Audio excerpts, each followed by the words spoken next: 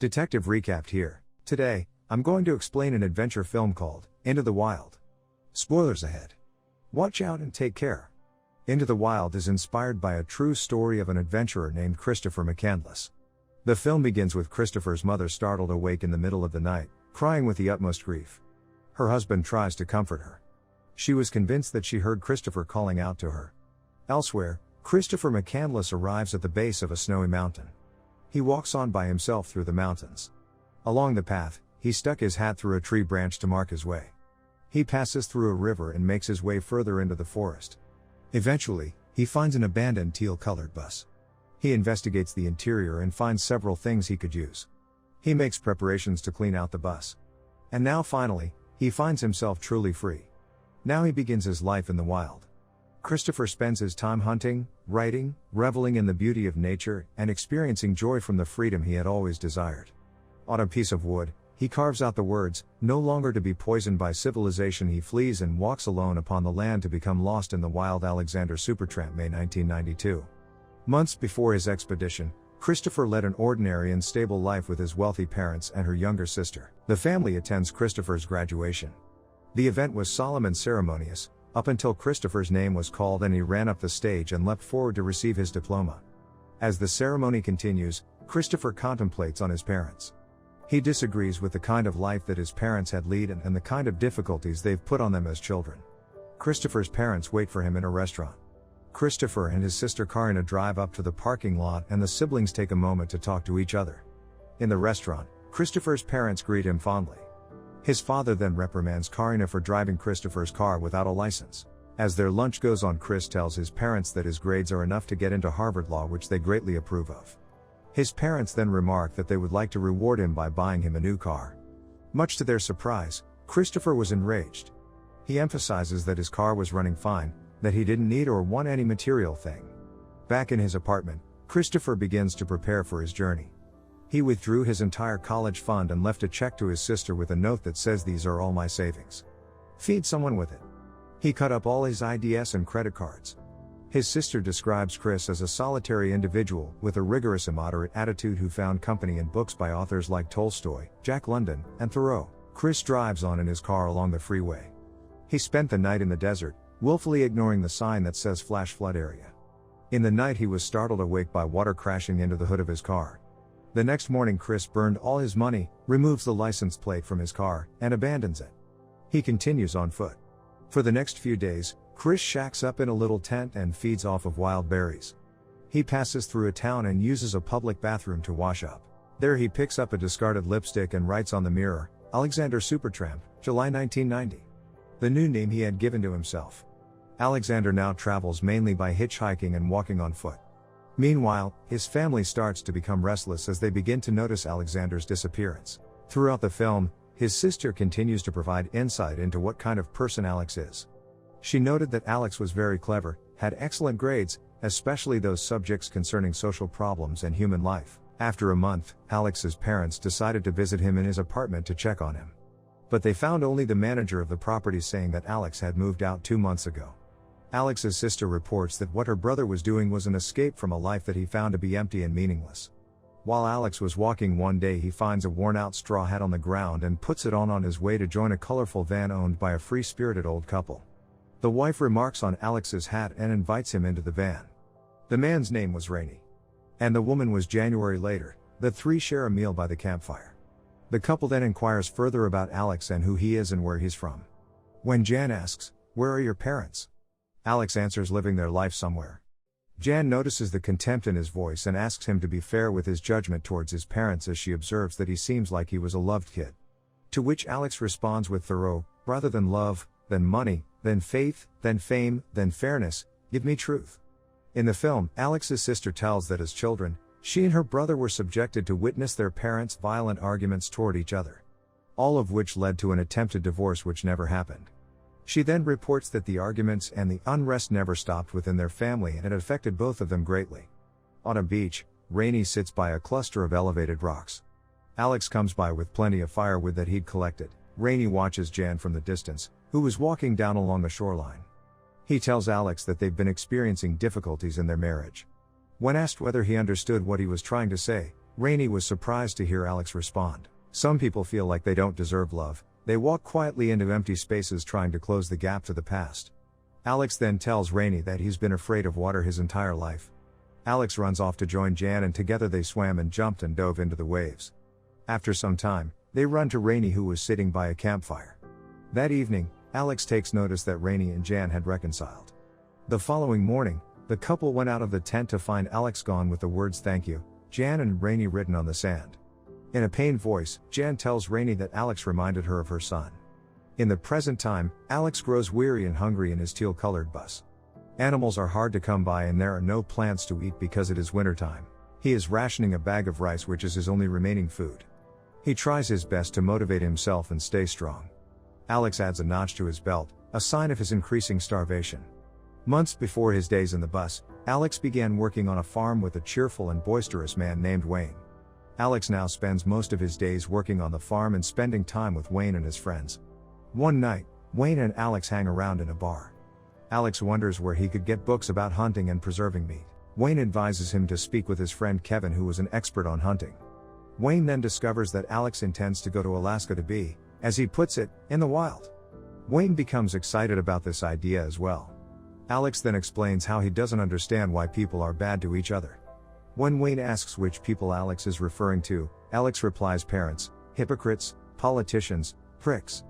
Wayne then realizes how far Alex is taking his ideals and advises him not to get too deep into it. Alex's parents have started to be more active in their search. Alex, on the other hand, is still spending his days with Wayne, learning more about hunting from Kevin and working at the farm. That is until a group of policemen arrived and arrested Wayne. Before he is forced into the car, he looks towards Alex and tells him he can work for him anytime he wants after he is out from jail. He advised him one last time not to head for Alaska during the winter. Alex continues on his journey and leaves the farm. Alex, now equipped with a small boat and a paddle, proceeds to travel by boat down a river. He stares at the flow of the rushing waters intently and pushes himself forward to accomplish the task despite his fear. He braves through the river and after successfully clears it. He continues down the river to find a young Danish couple dancing to the radio. They invite him over to eat. The Danish man introduces himself as Mads and the woman introduced herself as Sonia. Mads and Sonia were impressed that he had cleared the rapids. They exchange stories and Mads informs him he could take his kayak straight towards Mexico. Their meeting was interrupted when Alex heard the siren of the river patrol that was after him. So he took his kayak and moved forward.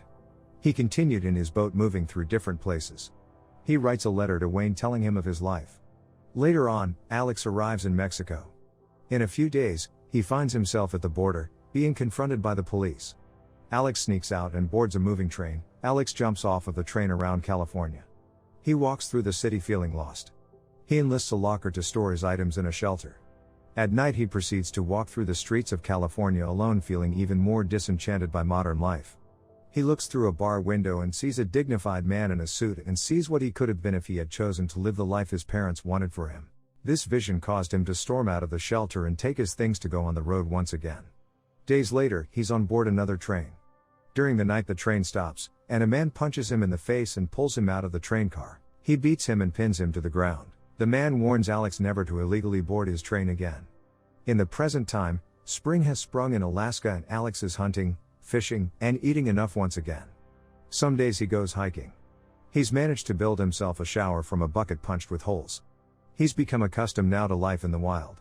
In one instance in Alaska, Alex had shot an elk. He rushes to his teal-colored bus, remembering Kevin's advice that game should be cleaned and cut off quickly before it rots. Alex tries his best to skin the elk and preserve the meat. After he was done, he washed his hands in the river and made an enclosure to store and cook the elk meat. Flies are everywhere and Alex struggles to keep the flies away in time. While cooking the meat, Alex reenacts a scene from when he was young. He and his dad were lighting a barbecue and eventually, his parents ended up arguing and shouting at each other. The next day flies and maggots permeate the elk meat. Devastated, Alex screams in frustration. As he sat sulking in his loss, he watched as a pack of wolves came and devoured the rotten scraps of meat. He then wrote in his journal, "Shot the moose. One of the greatest tragedies of my life." Jan lay down in their van with her dog Sunny. Suddenly, little Sunny leapt up and rushed out the door. Jan followed and was quickly taken aback when she saw Alex's pack on her front door. Alex surprised Jan and gave her a hug. They were in Slab City, a place where people like Rainey and Jan gather to spend time together. Rainey, Jan, and Alex attend the local performances at the heart of the camp. A girl by the name of Tracy comes up on stage and sings with her guitar. Alex's gaze fixed intently on her, absolutely captivated, and Rainey and Jan took notice. The next day Alex and Rainey are sitting down selling books in front of the van. Rainey tells Alex that his and Jan's relationship is doing well, which leads Rainey to mention to Alex that he should introduce himself to Tracy, who was across from them on another van, playing the guitar. Tracy catches Alex looking and walks over to him. She asks if they're selling the books and they begin talking. Rainey stands up and walks away to give the two some privacy to talk.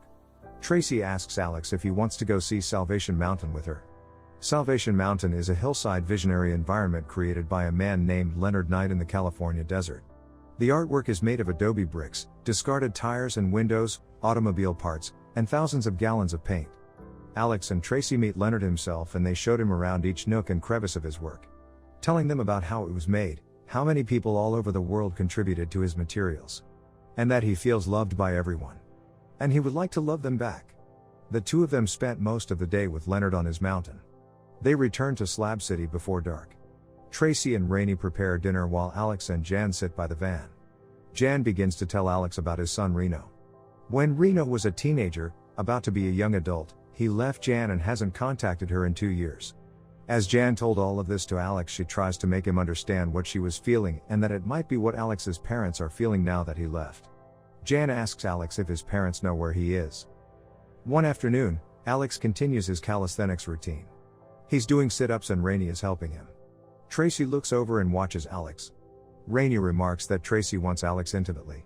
Rainey talks about Alex's discussion with Jan about Reno. Rainey tells him children can sometimes be harsh when it comes to their parents and asks him if he plans on seeing his own parents. Alex responds that he is only focused on getting to Alaska and gets up and walks towards Tracy's van. In the van, Alex is surprised to see Tracy with only her underwear and top on.